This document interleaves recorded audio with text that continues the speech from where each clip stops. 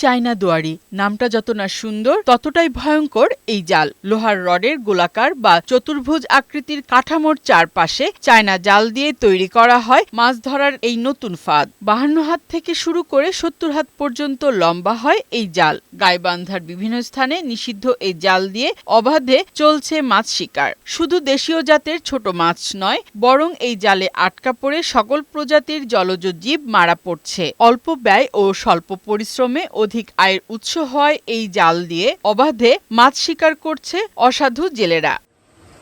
স্থানীয়রা জানান জালটি দীর্ঘ হয় যে কোনো মাছ সহজেই এতে আটকা পড়ে। এতে মা ও পোনা মাছ ছাড়াও বিলুপ্ত হচ্ছে দেশীয় প্রজাতির মাছ সহ বিভিন্ন জলজ প্রাণী। নষ্ট হচ্ছে প্রাকৃতিক ভারসাম্য।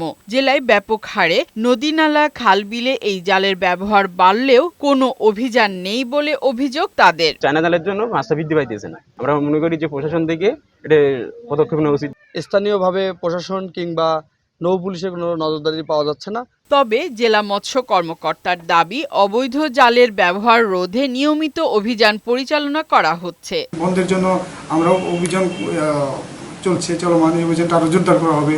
মৎস্য বিভাগের তথ্য মতে জেলায় সরকারি বেসরকারি 224টি বিল, 42টি খাল ও 6টি বড় নদী সহ 29টি মৎস্য অভয়াশ্রম রয়েছে। জেলায় বাৎসরিক মাছের উৎপাদন 64,850 মেট্রিক টন।